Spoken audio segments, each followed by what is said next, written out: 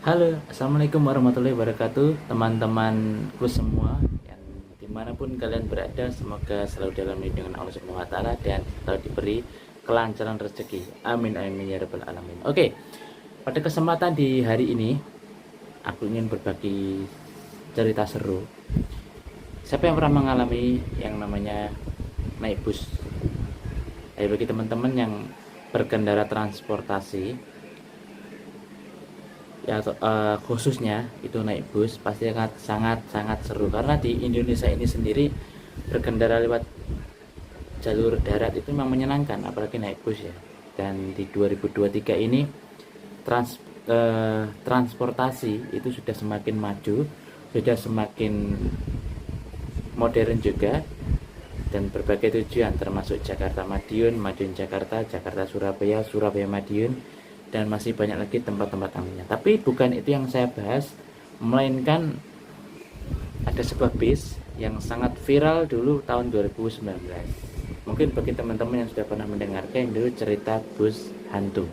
Oke, langsung saja ke inti ceritanya. Mau denger? Tetap stay tune ya teman-teman. Seorang pengusaha yang bekerja di Bekasi, yang aslinya dia orang Bandung, itu mendapatkan cerita mistisnya waktu dia pulang ke Bandung. Melalui jalur darat, dia menaiki bus, sebuah bus kota yang pasti, dan kejadian itu diungkapkan dia itu melalui laman Instagram pribadinya. Jadi teman-teman jika ingin kepo seperti apa ceritanya, lanjut saja tanpa basa-basi. Mantap. Kejadian ini pada hari Kamis 20 Juni 2019.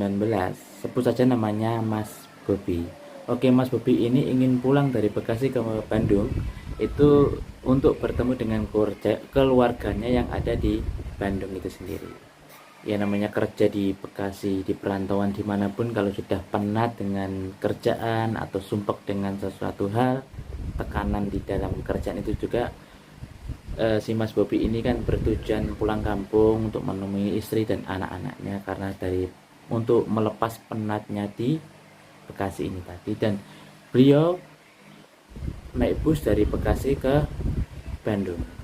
Dan biasanya teman-teman Mas Bobi ini itu menaiki mobil pribadinya dari Bekasi ke Bandung karena beliau mungkin juga merasa sudah lelah dengan pekerjaan. Akhirnya beliau ini memutuskan untuk menaiki bis kota. Dan mungkin untuk memburu waktu yang tidak terlalu lama ya, beliau ini itu menunggu di pinggir jalan yang seharusnya beliau bisa menunggu di dalam terminal. Tapi mungkin ya karena capeknya pekerjaan ini, lebih ringkasnya itu si Mas Bobi ini itu menunggu di pinggir jalan, ngompreng lah kalau orang bilang ya. Dan kira-kira ini Mas Bobi sudah menunggu sekitar 1 jam lamanya. Bus eksekutif yang dia maksudkan ini tidak kunjung lewat. Lalu beliau memutuskan untuk naik bus ekonomi yang tentunya jaraknya perjalanan ini juga sedikit lumayan lama. Dan benar saja teman-teman, tak menunggu lama bus yang dinaiki Mas Bobi ini, bus ekonomi itu datang juga. Tak berpikir lama Mas Bobi lah yang langsung menaiki bis ini. Kata beliau, bis ini secara pada umumnya itu tidak menunjukkan gejala apapun. Ya normal seperti bis-bis biasa pada umumnya. Dan meskipun begitu ya, Mas Bobi ini tidak menyadari jika bis ekonomi yang dia tumpangi saat itu memang itu terlihat tua dan kusam. Tidak pada seperti bus-bus ekonomi pada lainnya kan ya lumayan jereng lah kalau ada perbaikan dikit-dikit. Apalagi kan tujuan Bekasi di Bandung kan bis kan bagus-bagus ya gitu, meskipun ekonomi kan ya setidaknya ada AC-nya lah.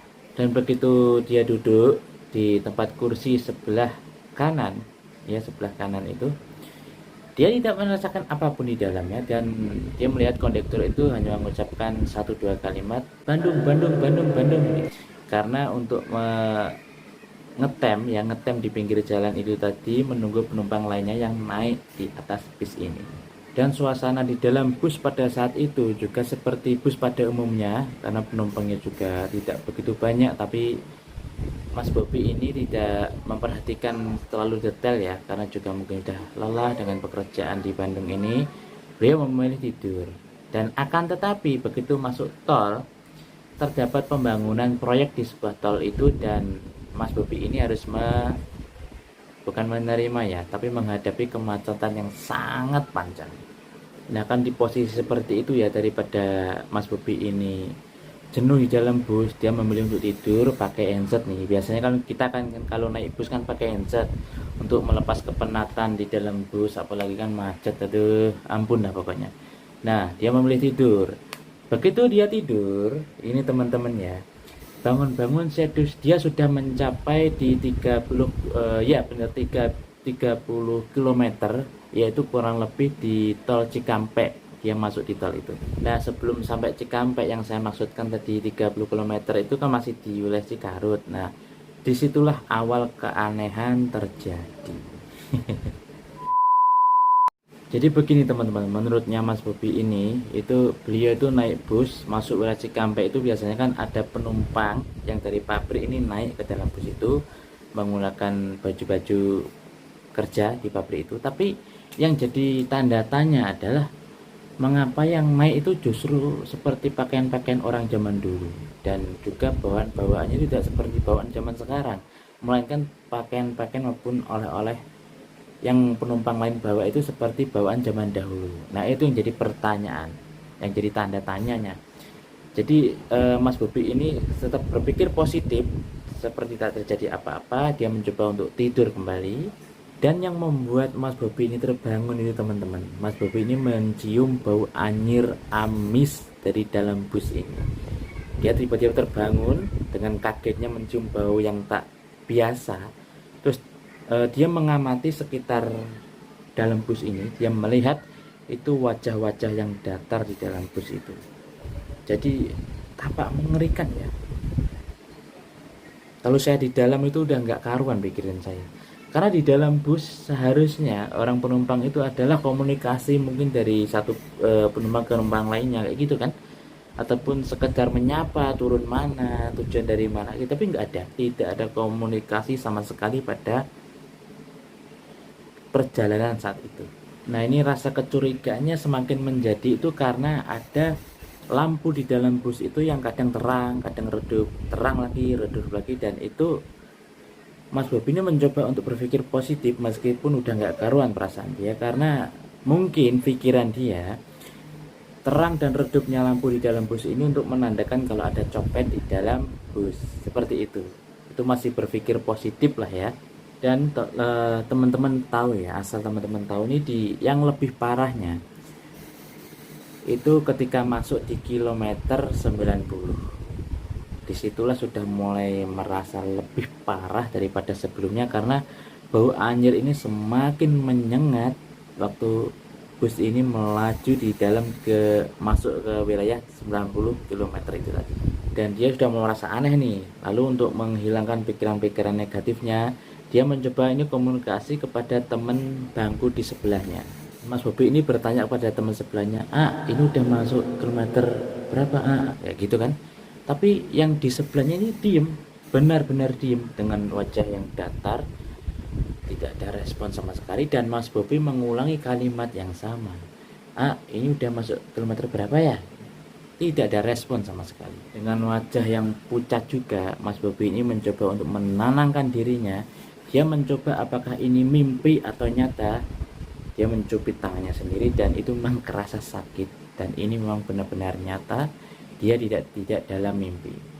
Dan di saat itu juga teman-teman, dia mencoba membuat status di Instagram story-nya jikalau dia itu memang tidak dalam keadaan baik-baik saja.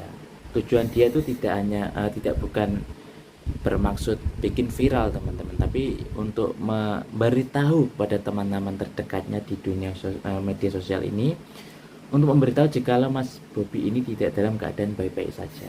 Dan setelah itu hatinya itu nggak karuan dan keringat bercucuran. 5 jam Mas Bobi dalam perjalanan bus yang aneh ini, bisa dikatakan bus hantu. Dalam pikiran Mas Bobi ini hanyalah satu, jikalau memang dia tidak selamat pada malam hari itu, dia hanya berpasrah kepada Allah Subhanahu wa taala, pada Tuhan, agar diberi kemudahan ataupun diberikan mukjizat lah, apapun yang terbaik pada malam hari itu. Yang penting dia pengen jikalau mati, jika pengen jasadnya itu ditemukan dalam keadaan utuh. Tapi di lain sisi dia masih bisa ngabarin istrinya. Itu di lain sisi dia masih bisa ngabarin istri kalau posisi dia itu dalam keadaan tidak aman. Dan si istri juga meresponnya ya bisa dikatakan biasa saja, mungkin karena juga belum tahu dan mungkin nggak akan pernah merasakan hal yang semacam ini. Terus si istri juga menjawab, suruh menjaga ataupun berdoa sepanjang malam, sepanjang perjalanan itu. Dan itu support dari istri dari rumah. Mas Bobi mengabari istrinya dan istrinya juga mensupport dari rumah agar Mas Bobi itu berdoa sepanjang malam perjalanan yang penuh dengan ketegangan, menguji adrenalin ini. Sampailah bus itu di satu buah terminal, di satu buah terminal. Tapi anehnya teman-teman, supir ini sen ke kiri menandakan bahwa bus itu akan masuk melalui terminal. Biasanya kalau orang pada normalnya bus itu akan menurunkan penumpang dan menaikkan penumpang, dan ini tidak terjadi pada bus itu. Benar-benar tidak ada yang turun maupun benar-benar tidak ada yang naik. Bus itu tetap berdiam diri di terminal itu sebelum melanjutkan perjalanannya kembali menuju Bandung. Aduh Mas Bro, coba bayangin deh ya, dalam satu malam perjalanan itu sungguh-sungguh menegangkan banget loh ya. Tujuan kita untuk sampai rumah dengan selamat, perjalanan enjoy, enak, bisa memandang mungkin itu pemandangan kota atau pemandangan sawah, dan itu tidak terjadi pada Mas Bobi ini. Yang dia rasakan hanyalah cepat sampai rumah dan dalam keadaan selamat. Seakan-akan memang dia tuh tidak pengen lama-lama di bis itu. Ya siapa sih yang nggak pengen keluar dari bis itu kan ya? Apalagi bis itu aneh. Sejak dari Bekasi sudah merasakan keanehan. Dan lanjut cerita, bis ini pun berjalan menuju Bandung. Sesampainya di Bandung itu terjadi sesuatu hal yang mengejutkan, benar-benar mengejutkan. Mas Bobi merasakan keanehan ini itu ketika dia ingin membayar pada kondektur. Punten A, saya turun sini, bayar berapa ya? Dengan wajah datar, si kenek ini bilang, udah, nggak apa-apa, turun aja. bayangin nggak bayar, dikasih uang nggak mau. Otomatis ya daripada lama-lama kan di bis, dia turun ya, meninggalkan bis itu. Tidak hanya sampai di situ teman-teman, ketika dia turun di dalam bis itu dan bis itu meninggalkannya, dia pergi ya. Nah ini nih hal yang tak diduga terjadi.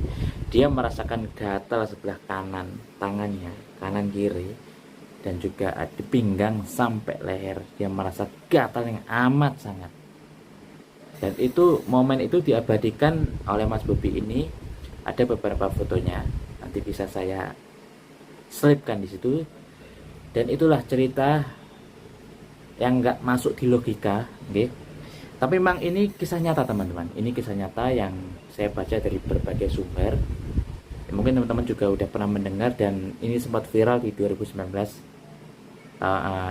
Di tahun 2019 yang lalu.